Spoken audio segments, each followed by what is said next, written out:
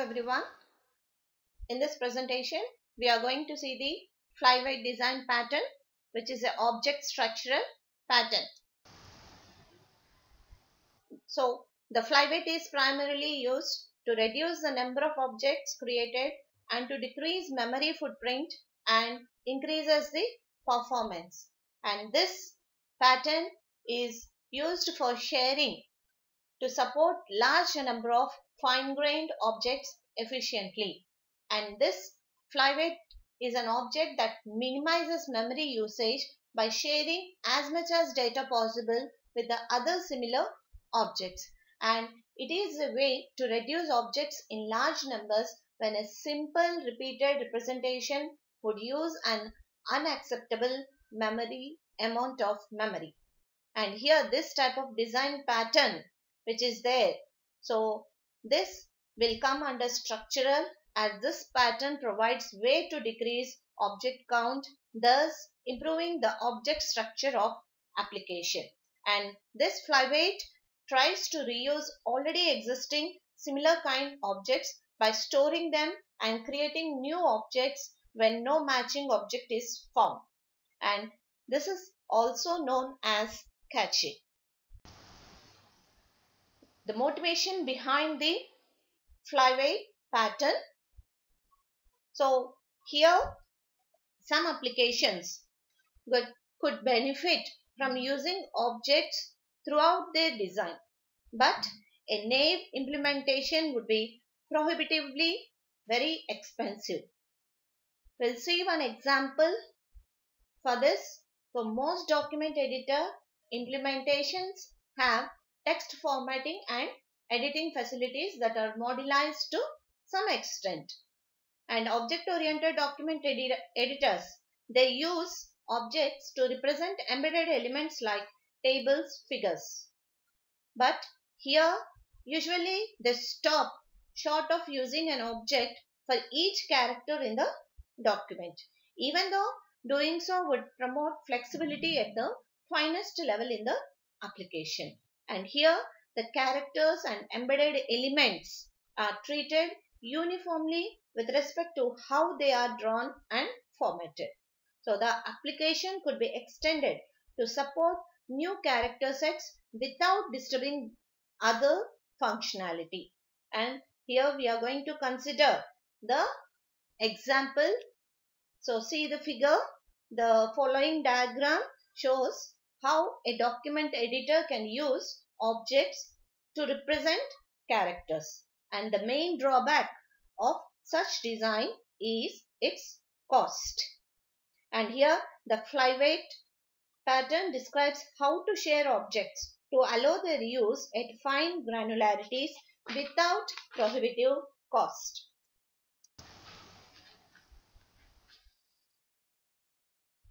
So the flyweights model concepts or entities that are normally too plentiful to represent with objects. Logically, there is an object for every occurrence of a given character in the document. So we are going, as you have seen in the first figure, here the object for every occurrence of a given character in the document. And physically, there is one shared flyweight object per character, and it appears in different contexts in the document structure. So in the second figure, here there is one shared flyweight object per character, and it appears in different contexts in the document structure. Each occurrence of a particular character object refers to the same instance in the shared pool of flyweight objects. The flyweight pattern effectiveness depends heavily on how and where it is used. So apply the flyweight pattern when all the following are true.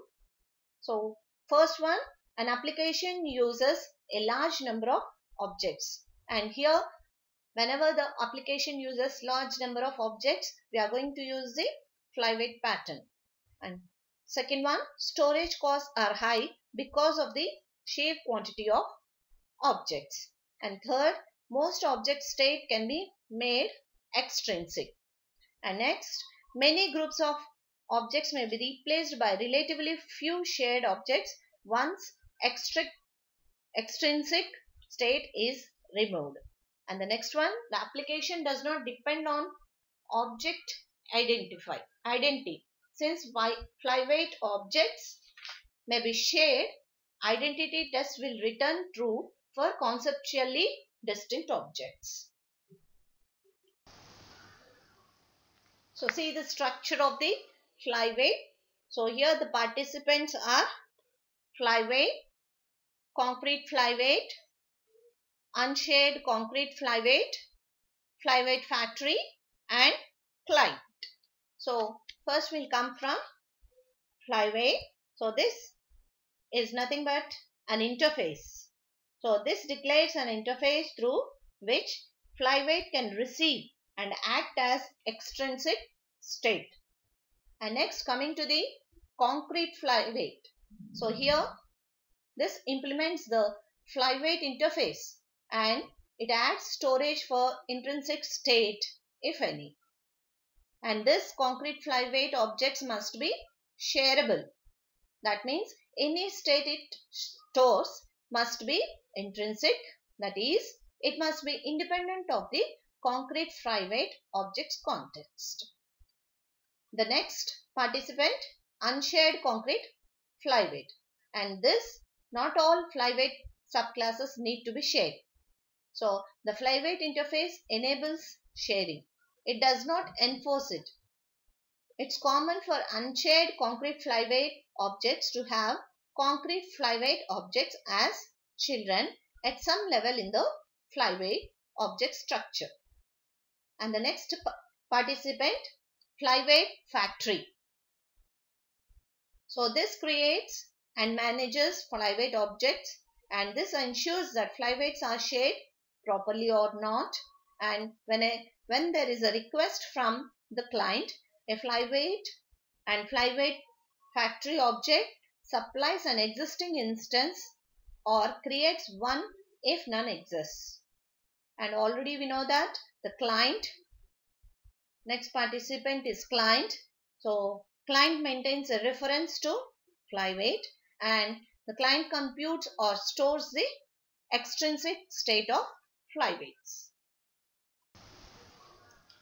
The collaborations between the participants in the objects, collaboration between the objects in the flyweight pattern. So the first state that the flyweight needs to function must be characterized as either intrinsic or extrinsic. That means we have to find out whether the extrinsic or intrinsic process is going on. So intrinsic state is stored in the concrete flyweight object and extrinsic state is stored by client objects. And here the client passes this particular state to the flyweight when they invoke its operation. And after that, the client should not instantiate concrete flyweight directly. So here the client must obtain concrete flyweight objects exclusively from the flyweight factory object to ensure that they are shared properly.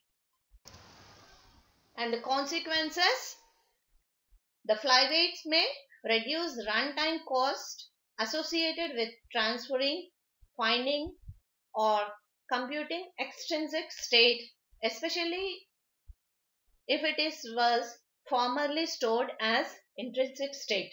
However, such costs are offset by space savings which increase as more flyweights are stored.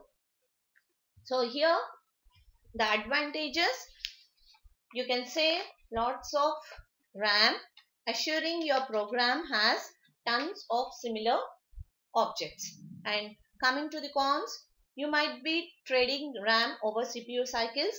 When some of the context data need to be recalculated each time somebody calls a flyweight method, so here the CPU cycles will be more.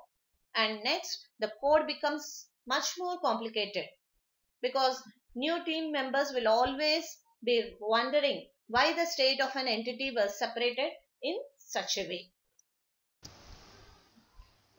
How we are going to implement the flyweight pattern. So see here we have a sequence of steps. First, divide fields of a class that will become a flyweight into two parts. First is intrinsic state and the second one is extrinsic state. Intrinsic state means the fields that contain unchanging data duplicated across many objects, and here the fields that contain conceptual data unique to each object.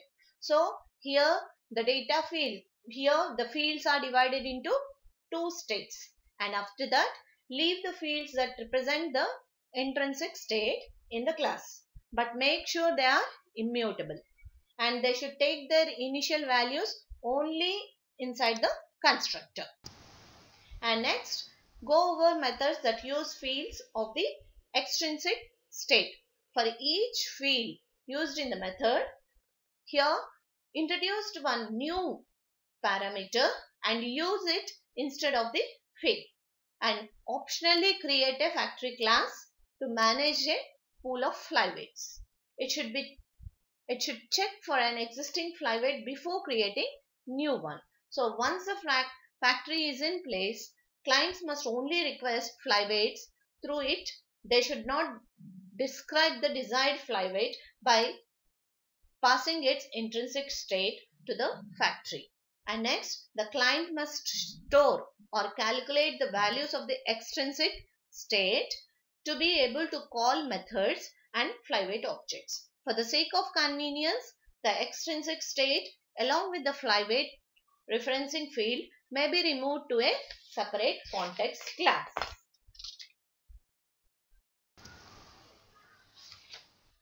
The known users. Who are the users who are going to use this flyweight design pattern? And here the concept of flyweight objects was first described and explored as a design technique in Interviews 3.0. And its developers built a powerful document editor called Doc as a proof of concept. This doc uses glyph objects to represent each character in the document. And here next we have ET++ uses flyweights to support look and feel independence. The look and feel standards affects the layout of user interface elements. That means scroll bars, buttons, menus, known currently as widgets, and their decorations like shadows, beveling, everything. So a widget delegates all its layout and drawing behavior to a separate layout object. And here changing the layout object changes the look and feel even at runtime.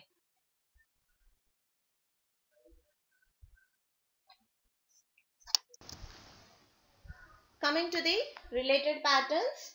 So here we are going to see what are the related patterns to the flyweight pattern. So the flyweight pattern is often combined with the composite pattern. So to implement a logically hierarchical structure in terms of directed acyclic graph with shared leaf nodes, and it's often best to implement state and strategy objects as flyweights. Thank you. Thank you very much for your attention.